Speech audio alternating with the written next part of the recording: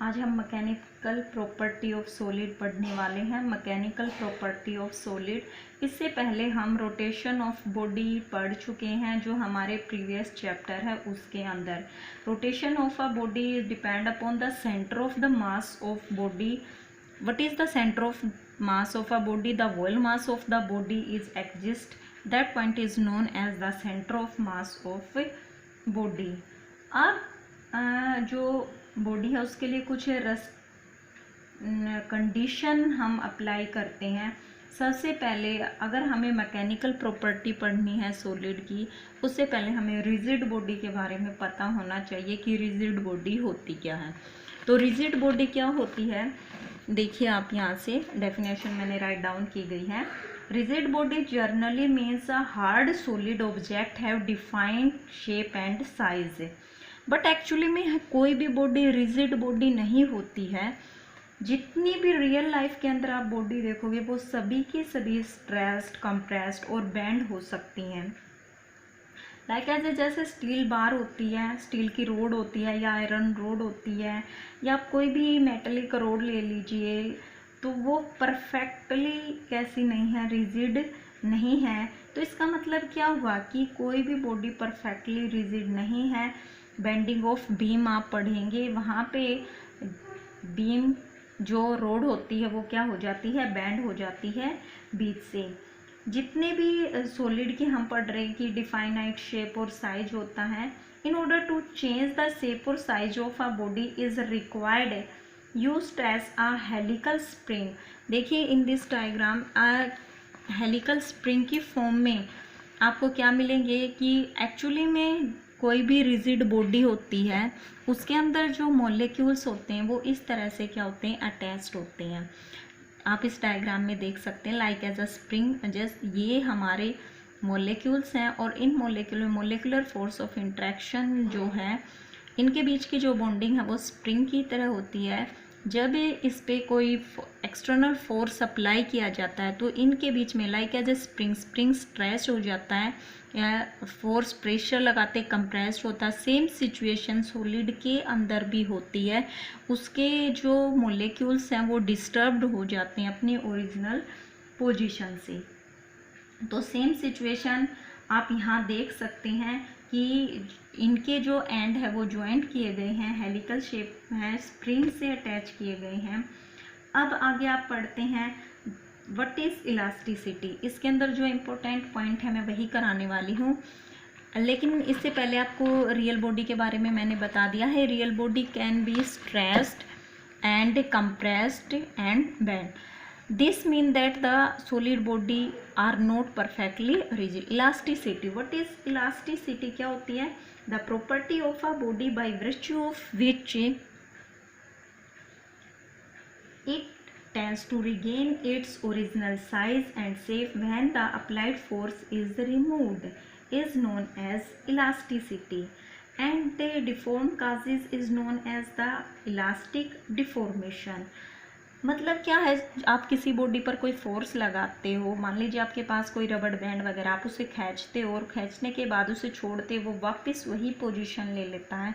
तो it's mean क्या था, उसने अपनी वापस वही पोजीशन ले लिया, तो उसके अंदर क्या है, इलास्टिसिटी है। लेकिन कई बार क्या होता है कि कुछ हर एक सॉलिड, हर एक सब्सटेंस एक जैसा नहीं होता, कुछ सब्सटेंस की प्रॉपर्टीज़ अलग होती हैं। अब वो जो वापस अपनी पोजीशन को नहीं ले पाते हैं, जैसे उनकी ओरिजिनल शेप थी उसको रिगेन नहीं कर पाते हैं, वो होते हैं प्लास्टिक ऑब्जेक्ट, उन्हें बोलते हैं plastic substance.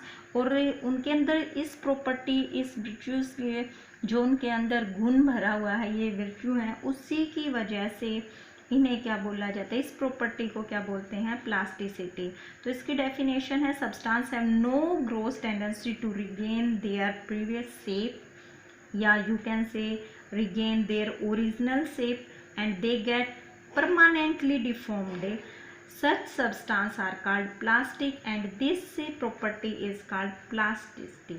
Like as a mud, आपने गीली मिट्टी ली, उसको प्रेस कर दिया, या आपने आटा वगैरह देखा उसकी लोई बनाते उससे प्रेस कर दे, क्या वो वापस उसी ओरिजिनल स्पेयर की शेप में आ सकता, नहीं आता है। जो चीज़ें मतलब अपनी after applying external force या deforming force, that force is known as the deforming force. After removing the deforming force, the substance do not regain its original shape and size. That property is known as the, you can say this property is known as the plasticity.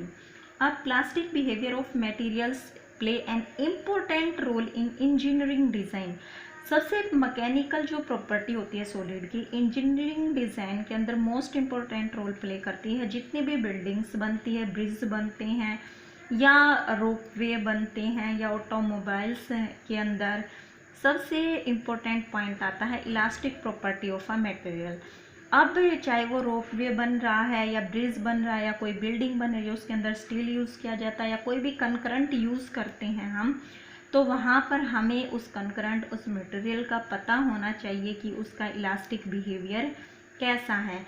अब कोई भी aeroplane design किया जाता है या railway track की जो पटरी होती हैं उनके ऊपर आई शेप की बनाई जाती हैं या आर्टिफिशियल स्लिम्स बनाए जाते हैं, तो उन्हें किस तरह से डिज़ाइन किया जाता है. डिज़ाइन इस तरह से किया जाता है कि उन पे लगने वाला जो वेट है, अब रोपवे है या कोई भी ब्रिज है, ब्रिज के ऊपर कितना लोड, मैक्सिमम कितने लोड की गाड़ी जा सकती हैं, एक टाइम पे कितना लोड वो बियर कर पाता है, या ट्रैक में जो ट्रेन जा रही है उसमें कितने पैसेंजर का जो टोटल वेट है, या मालगाड़ी वगैरह जाती हैं वो कितना वेट ले सकते हैं उनके ट्रैक.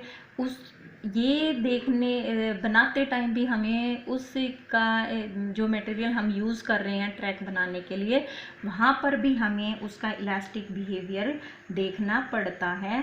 तो इलास्टिसिटी मोस्ट इम्पोर्टेंट प्रॉपर्टी है मैकेनिकल जो प्रॉपर्टीज़ ऑफ सॉलिड्स हैं. मतलब कि आप जो ब्रिज वगैरह बना रहे हो, एक्चुअली लाइफ के अंदर मोस्ट इम्पोर्टेंट रोल भी प्ले करती हैं हम जो चीज़ें यूज़ करते हैं अपनी लाइफ के अंदर. अब है mechanical property of a solid. Elastic behaviours of solid, जैसे मैंने बताया था इस डायग्राम में आप देखेंगे इलास्टिक बिहेवियर्स ऑफ सॉलिड. ये डायग्राम आपके सामने है. यहाँ पर आप देख सकते हैं कि इसका जो हर एक मॉलिक्यूल है वो नियर बाई मॉलिक्यूल से क्या है, सराउंडेड है. Atom you can say, atom भी कह सकते हो, मॉलिक्यूल कह सकते हो.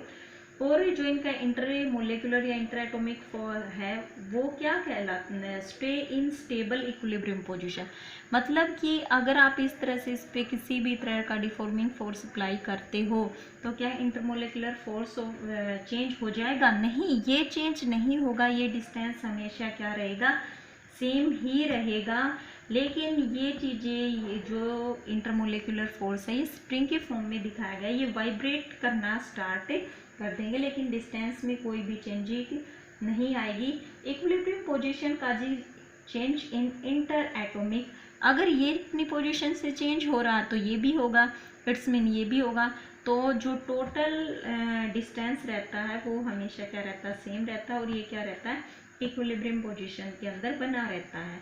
Body regain its original shape and size. The restoring mechanism can be visualised by taking a model. This model is known as the spring ball model for the illustration of elastic behavior of solid.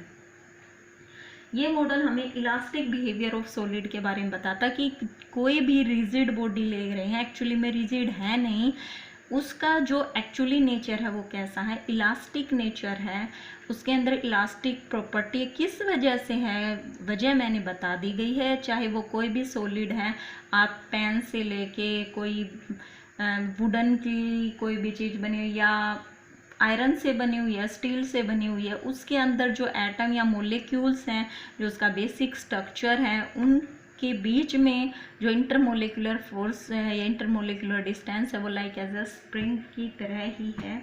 आप देख सकते हैं यहाँ पे. दस elastic behaviour of solid can be explain in term of the microscopic nature of a solid. कहता है कि ये इतना स्मॉल है कि हम इसे मैक्रो वर्ल्ड में ना रख के माइक्रो वर्ल्ड में रखते हैं. Micro means those objects, micro objects कौन सी थे, which we can not see with our naked eye, can not see, हम नहीं देख सकते हैं. माइक्रो साइज होता है 10⁻⁶ मीटर. ओके, तो साइज बहुत ही स्मॉल होता है. इसे स्टडी करने के लिए हमें ये वैसे दिखाई नहीं देते हैं कि भाई हमें ऐसे दिखाई दे जाएंगे कि मॉलिक्यूल इनके बीच में क्या क्या चेंजेज आए हैं, ये डिस्टेंस कितना कैसे चेंज हुआ है, तो this is not possible. Microscopic world के अंदर हमने रख दिया गया है। इसके एक्चुअली में ये हुक के एक इंग्लिश फिजिसिस्ट हुए हैं 1635 से 1703 तक। 1703 you can say performed experiment on spring and they found that the elongation produced in a body proportion to the applied force load. Elasticity now is called the Hooke's law. Elasticity का दूसरा नाम क्या है? Hooke's law है। कई बार question पूछ लिया जाता है इलास्टिसिटी को, the others name of elasticity, the other name of elasticity is Hooke's law. अब आता है आपका, इसके बाद आता है स्ट्रेस, यह आ जाता है आपका स्ट्रेस। ये मैंने डेफिनेशन पहले rigid body, real elasticity, plasticity, then stress. Actually में स्ट्रेस होता क्या है? The restoring force per unit area is known as the stress. अब restoring force per unit area is known as stress if F is the force applied on a cross section area A. आप इस diagram के अंदर देखेंगे, अब इस diagram में क्या है, मैंने एक सिलेंडर लिया है, this is the cross section area, ये इसके क्या है, क्रॉस सेक्शन एरिया है। जब मैं इसके क्रॉस सेक्शन एरिया पर फोर्स अप्लाई करती हूँ F, then the stress is produced and the stress मैंने क्या बताई है आपको, स्ट्रेस क्या होती है, force per unit area is known as the stress. आप यहाँ आ जाएंगे और यहाँ पर आप देख सकते हैं ये स्ट्रेस की मैंने लगाया हुआ है। तो यहाँ पे स्ट्रेस का फॉर्मूला मैंने यहाँ दिया हुआ है, ये रहा, magnitude of stress F by A, force by area. Now the SI unit of the stress is Newton पर मीटर स्क्वेयर। एसआई यूनिट क्या हो गई, न्यूटन पर मीटर स्क्वेयर। और another unit is a pascal. All of you know that force per unit area is pressure, और pressure की unit भी क्या होती है, पास्कल होती है। डायमेंशनल फॉर्मूला है ml-1 t-2। अब आपको पता है व्हाट इज ml और t, 3 डायमेंशनल होते हैं, मास लेंथ और टाइम के लिए है। तो मास पर यूनिट लेंथ और पर यूनिट आगे देखिए, सॉरी आगे देखते हैं अभी। Force are applied on a body in such a manners that the body is still static equilibrium, it deforms to a small large extent depend upon the nature of the material of the body and the magnitude of deforming force। कहता है deforming force जो आप apply करते हो उसके लिए कौन कौन सी चीज़ें जो बॉडी के अंदर स्ट्रेस क्रिएट होती है उसके लिए कौन रिस्पॉन्सिबल है। एक तो उस पर लगने वाला है एक्सटर्नल फोर्स, डिफॉर्मिंग फोर्स जो आप उसके ऊपर फोर्स लगा रहे हो। दूसरा क्या है कि एक्चुअली में जो मटेरियल आपने यूज़ की है उसका नेचर क्या है। तो मटेरियल का नेचर भी डिपेंड करेगा कि आपने स्टील लिया, आयरन लिया है या गोल्ड लिया है, किस टाइप की आपने मटेरियल, किस टाइप का आपने सॉलिड लिया है, उसकी नेचर पर भी डिपेंड करता है स्ट्रेस। आगे आता है आपका टेंजेंटियल स्ट्रेन। टेंजेंटियल स्ट्रेन क्या होता है, tangential strain in both the cases tangential strain, the change in the length delta L to the original length L of body is known as the tangential strain। इसका मतलब क्या कि आप वापस ही आते हैं और देखते हैं, देखिए ओरिजिनल पोजीशन L थी इस सिलेंडर की, जब मैंने इसके ऊपर डिफॉर्मिंग फोर्स दोनों एंड पे लगाया, दोनों साइड से मैंने इसे क्या किया है, फोर्स अप्लाई किया, तो इसकी ओरिजिनल लेंथ के अंदर क्या आ गया, चेंज आ गया। अब ये एल से क्या बन गई है, delta plus L. What is L, delta L, delta L is change in length. यहाँ तक जो अगर आप लेंथ लेते हो वो एल है, बाकी का चेंज क्या आया है इसके अंदर, डेल्टा एल चेंज आया है। तो लॉन्गिट्यूडनल जो स्ट्रेन बन जाएगी हमारे पास वो क्या हो जाएगी, change in length to the original length. तो ये इस चीज़ की क्या हो जाएगी हमारे पास रेशो, ये डेफिनेशन है और ये फॉर्मूला हम यूज़ करेंगे। अब कहता है कि हमारे पास दो केसेस आते हैं टेंजेंटियल स्ट्रेन के अंदर, टेंजेंटियल स्ट्रेन के अंदर जो दो केस आते हैं वो होता है tensile stress and compressive stress. ये दोनों के दोनों टेंजेंटियल स्ट्रेन के वजह से होते हैं। दोनों केस किसकी वजह से होते हैं? टेंजेंटियल स्ट्रेन की वजह से होते हैं। पहला है किस वजह से? अगर फोर्स को किस तरह से लगाया जाए, if the force applied normally to its cross section area, the restoring force per unit area in this case is called tensile. जो रेस्टोरिंग फोर्स इसके अंदर रिस्टोर होगा वो कैसा हो जाएगा? टेंसाइल स्ट्रेस क्रिएट करेगा।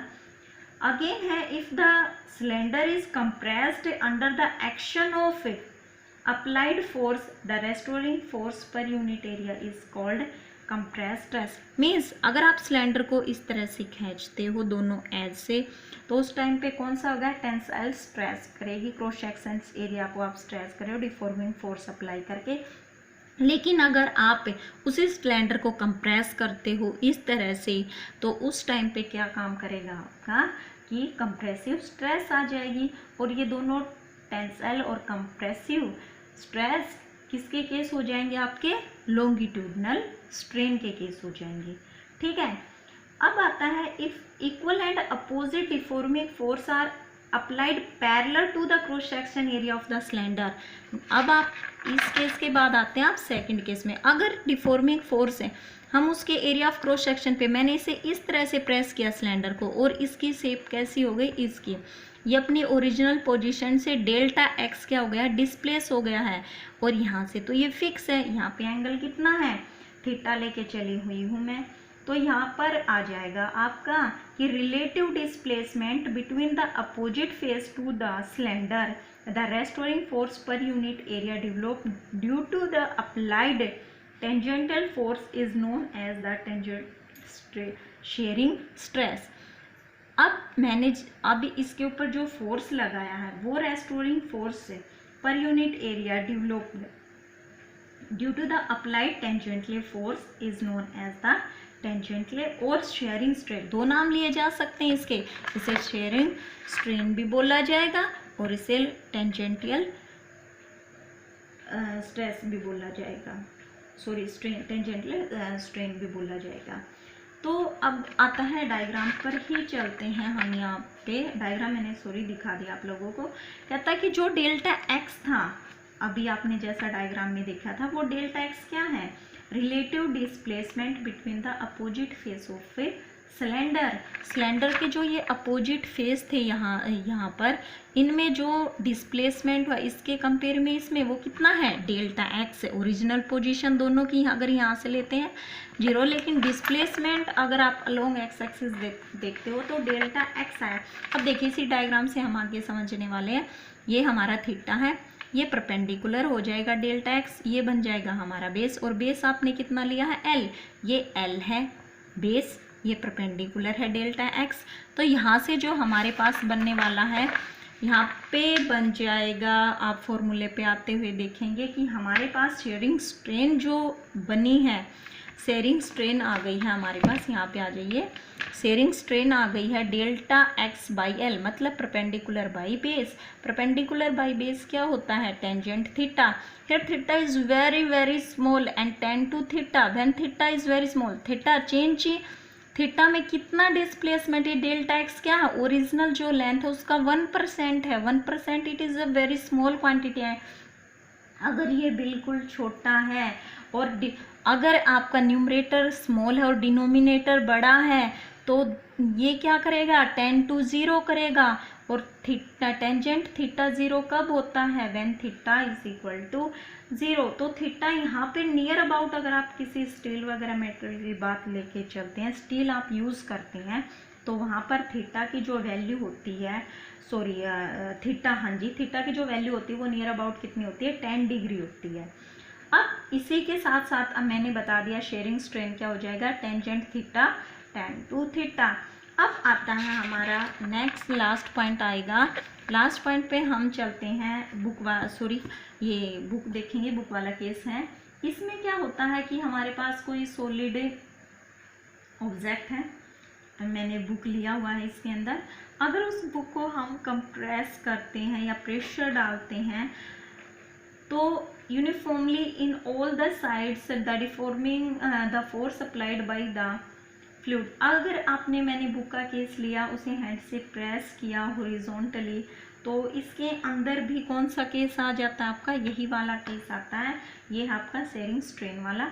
अब मैं बात लेके चल रही हूँ एक सॉलिड की। अगर एक सॉलिड स्फीयर है और उसे किसी प्लेस्ड इन अ फ्लूइड के अंदर डाल दिया गया है, मान लीजिए एक पानी से भरी हुई बाल्टी है और उसमें आपने कोई सॉलिड ऑब्जेक्ट डाल दी है, तो जो उसके ऊपर अब वाटर क्या करेगा, प्रेशर लगाएगा। अगर मान लीजिए वो ऑब्जेक्ट बीच में है, तो जो वो लिक्विड है, फ्लूइड है, under high press is compressed uniformly in all the side. यहाँ पर कोई सॉलिड है, ये वाटर है, तो अगर आप वो वाटर प्रेस करेगा ऑब्जेक्ट को, तो ऑल साइड से क्या करेगा, इक्वल प्रेशर लगेगा। ये नहीं होगा कि कहीं पे ज़्यादा लग रहा है, कहीं पे कम लगता है, तो इक्वल प्रेशर डिस्ट्रीब्यूट हो जाएगा। The force applied by the fluid act in perpendicularly direction at each point of surface and body is said to be under hydraulic compression. This lead to decrease in its volume without any change of geometrical shape. Its में उसकी geometrical shape नहीं change होगी, मतलब जो object की shape है वही shape रहेगी। अगर आप मान लीजिए आपने कोई कॉइन है वाटर में डाल दे, तो कॉइन की शेप रहेगी। उसके कितना हाई प्रेशर डालो, प्रेशर कैसा होना, लिक्विड में लगने वाला प्रेशर ऑल साइड से क्या होगा, इक्वल होगा, तो ऑब्जेक्ट अपनी शेप को चेंज नहीं करेगी, वहाँ पर चेंज होने वाला, तो इस को कह सकते हैं हम force applied by fluid act in perpendicularly. देखो ये फोर्स का जो लगने वाला है फ्लूइड का फोर्स, वो परपेंडिकुलरली लगा हुआ है। इस डायग्राम में आप देख सकते हैं एरो के साइन से जो एरो बनी हुई है। The body is said to be under hydraulic compression, this lead to decrease in its volume without any change of its geometrical shape. The body develop internal restoring force that are equal in opposite to the forces applied by the fluid. The internal restoring force per unit area in this case क्या कहलाएगा, is known as the hydraulic stress. क्या होगा, hydraulic stress. The internal restoring force per unit area in this case is known as hydraulic stress and in magnitude is equal to the hydraulic pressure. The strain produced by hydraulic pressure is called volume strain and it is defined as the ratio of change in volume to the original volume. मतलब original volume क्या थी उसकी, V. Only change in volume, not change in shape of size of object. Thank you. Have a nice